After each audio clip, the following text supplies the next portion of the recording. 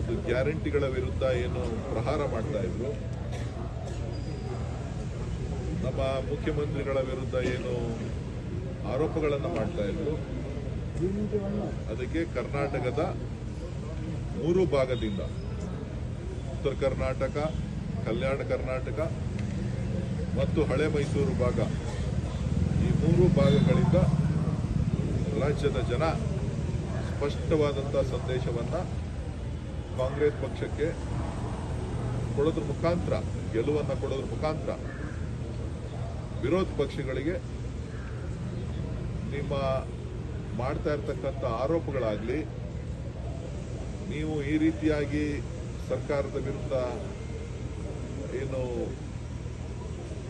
ಇಲ್ಲ ಸಲ್ಲದ ಕಾರಣಗಳನ್ನು ಒಡ್ತಾ ಅಭಿವೃದ್ಧಿಗೆ ತಡೆಯನ್ನು ಒಡ್ತಾ ಇದ್ದೀರಿ, ಇದು ಸರಿ ಇಲ್ಲ ಅಂತೇಳಿ ಜನರು ಇವತ್ತು ತೀರ್ಮಾನವನ್ನು ಕೊಟ್ಟಿದ್ದಾರೆ. ಅದರಲ್ಲೂ ವಿಶೇಷವಾಗಿ ಎನ್ಡಿಎ ಮತ್ತು ಚನ್ನಪಟ್ಟಣದ ಮತದಾರರು ಇವತ್ತು ಸ್ಪಷ್ಟವಾದಂಥ ಸಂದೇಶವನ್ನು ಒಂದು ಕಡೆ ಎನ್ಡಿಎ ಪಾರ್ಟ್ನರ್ JDSಗೂ ಕೊಟ್ಟಿದ್ದಾರೆ, ಇನ್ನೊಂದು ಕಡೆ ಭಾರತೀಯ ಜನತಾ ಪಕ್ಷಕ್ಕೂ ಕೊಟ್ಟಿದ್ದಾರೆ. ಬಸವರಾಜ ಬೊಮ್ಮಾಯಿ ಅವರ ಪುತ್ರ, ಮತ್ತೊಂದು ಕಡೆ ಕೇಂದ್ರ ಸಚಿವರಾದಂಥ ಕುಮಾರಸ್ವಾಮಿ ಅವರ ಪುತ್ರ, ಇವರಿಬ್ಬರಿಗೂ ಕೂಡ ಸ್ಪಷ್ಟವಾದಂಥ ತೀರ್ಮಾನವನ್ನು ಎರಡೂ ಕ್ಷೇತ್ರಗಳಲ್ಲಿ ಕೊಡೋದ್ರ ಮುಖಾಂತರ ಅವರ ಬದ್ಧತೆ ಮತ್ತು ನಿಲುವುಗಳು, ಆರೋಪಗಳು, ಈ ಆರೋಪಗಳಿಗೆ ನೀವು ಕಡಿವಾಣ ಹಾಕಬೇಕು, ಕರ್ನಾಟಕದ ಅಭಿವೃದ್ಧಿ ಕಡೆ ಗಮನ ಕೊಡಬೇಕು ಅಂತೇಳಿ ಸ್ಪಷ್ಟವಾದಂಥ ಸಂದೇಶವನ್ನು ಈ ನಾಯಕರುಗಳಿಗೆ ಕೊಟ್ಟಿದ್ದಾರೆ ಅಂತೇಳಿ ನಾನು ಮಾಡಿದಂತ ಅಲಿಗೇಷನ್ಸ್ಗೆ ಉತ್ತರ ಅಂತ ಅನ್ಸುತ್ತಾ?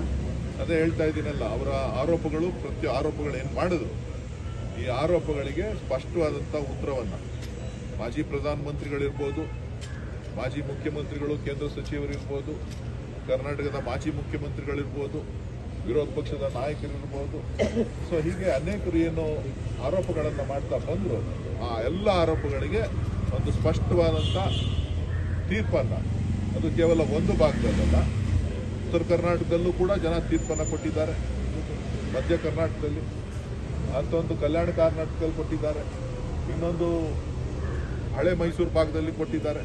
ಸೊ ಹಾಗಾಗಿ ಸ್ಪಷ್ಟವಾದಂಥ ಒಂದು ಚಿತ್ರಣವನ್ನು, ರಾಜ್ಯದ ಜನರ ಚಿತ್ರಣವನ್ನು, ಅಭಿಪ್ರಾಯವನ್ನು ತಿಳಿಸಿರೋದ್ರಿಂದ ಬಹುಶಃ ಇನ್ನಾದ್ರೂ ಅವರ ಏನು ಕಾಂಗ್ರೆಸ್ ಮೇಲೆ, ನಮ್ಮ ಪಕ್ಷದ ಮೇಲೆ, ನಮ್ಮ ಪಕ್ಷದ ನಾಯಕರುಗಳ ಮೇಲೆ, ಮಾನ್ಯ ಮುಖ್ಯಮಂತ್ರಿಗಳ ಮೇಲೆ ಇಲ್ಲ ಸಲ್ಲದ ಪ್ರತಿದಿನ ಆರೋಪಗಳನ್ನು ಮಾಡ್ತಾರೆ, ಅದನ್ನು ಬಿಟ್ಟು ಕರ್ನಾಟಕದ ಅಭಿವೃದ್ಧಿಗೆ ಸಹಕಾರ ಕೊಡ್ತಾರೆ ಅಂತೇಳಿ ನಾನು ಭಾವಿಸಿದ್ದೇನೆ. ಸರ್, ಚನ್ನಪಟ್ಟಣದಲ್ಲಿ ಜಮೀರ್ ಅವರು ಹೇಳಿರುವಂಥ ಒಂದು ಹೇಳಿಕೆ ಕಾಂಗ್ರೆಸ್ಸಿಗೆ ನಷ್ಟ ಉಂಟು ಮಾಡುತ್ತೆ ಅನ್ನುವಂಥ ಸ್ಪೆಕ್ಯುಲೇಷನ್ಗಳಿತ್ತು. ಸೊ ಈಗ ಬಹುತೇಕ ಫಲಿತಾಂಶ ಹೊರಬಿದ್ದಿದೆ. ನಾನು ಸ್ಪಷ್ಟಪಡಿಸಿದ್ದೆ, ಯಾವುದೇ ಕಾರಣಕ್ಕೂ ಆ ಭಾವನೆ ಸ್ಥಳೀಯ ಮಟ್ಟದಲ್ಲಿಲ್ಲ. ಅದೇನಿದ್ರು ಹೊರಗಡೆ ಮಾಧ್ಯಮಗಳು ಸೃಷ್ಟಿ ಮಾಡಿರ್ತಕ್ಕಂಥದ್ದು ಅನ್ನೋ ಅಭಿಪ್ರಾಯನ ಕೂಡ ನಾನು ಸ್ಪಷ್ಟವಾಗಿ ತಿಳಿಸಿದ್ದೆ. ಮಾಧ್ಯಮದವರಿಗೆ ಕೆಲವರಿಗೆ ಬೇಜಾರಾಗಿರ್ಬೋದು, ನಾನೇನು ಇಲ್ಲ ಅಂತ ಹೇಳಲಿಕ್ಕೆ ಹೋಗೋದಿಲ್ಲ.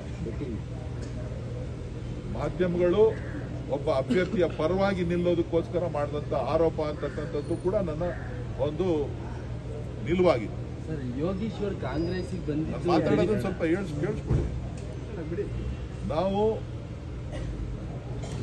ಏನು ಜಮೀರ್ ಅಹಮದ್ ಅವರ ಹೇಳಿಕೆ ಇತ್ತು, ಆ ಹೇಳಿಕೆ ಇದು ಮೊದಲನೇ ಬಾರಿ ಹೇಳಿಕೆ ಅಲ್ಲ. ಅದನ್ನ ಅವರು ಯಾರ ಮೇಲೆ ಆರೋಪ ಏನು ವಿಚಾರವನ್ನು ಹೇಳಿದ್ರು, ಸಂಬೋಧನೆಯನ್ನು ಮಾಡಿದ್ರು, ಅದು ಮೊದಲನೇದಾಗೆ ಮಾಧ್ಯಮಗಳು ಕೂಡ ಟೀಕೆನೆ ಹಿಂದೆನೆ ಮಾಡ್ಬೋದಾಗಿತ್ತು. ವರ್ಣ ಭೇದವನ್ನು ನೀವು ತರ್ಬೋದಾಗಿತ್ತು, ಅಥವಾ ಯಾರ ಮೇಲೆ ಆರೋಪ ವಿಚಾರವನ್ನು ಹೇಳಿದ್ರೋ ಅವರಾದರೂ ಅದನ್ನ ಅಬ್ಜೆಕ್ಷನ್ಸ್ ಮಾಡ್ಬೋದಾಗಿತ್ತು. ಅವರು ಕೂಡ ಅವತ್ತೇನು ಮಾತಾಡಲಿಲ್ಲ, ನೀವು ಕೂಡ ಅದನ್ನೇನು ಮಾತಾಡಲಿಲ್ಲ. ಈ ಚುನಾವಣಾ ಸಂದರ್ಭದಲ್ಲಿ ನಮ್ಮ ಅಭ್ಯರ್ಥಿಯನ್ನ ಗುರಿಯಾಗಿಟ್ಕೊಂಡು ನೀವು ಮಾಡ್ತಕ್ಕಂಥದ್ದು ಸರಿನಾ ಅನ್ನೋದು ನಮ್ಮ ವಿಚಾರ ಆಗಿತ್ತು. ಆ ಒಂದು ನಿಟ್ಟಿನಲ್ಲಿ ನಾನು ಸ್ಥಳೀಯವಾಗಿ ನಾವು ಚುನಾವಣೆಯನ್ನು ಸುಮಾರು 20 ದಿನಗಳ ಕಾಲ, 20 ದಿನ, 1 ತಿಂಗಳ ಕಾಲ ಚುನಾವಣೆಯನ್ನು ಮಾಡಿದ್ವಿ.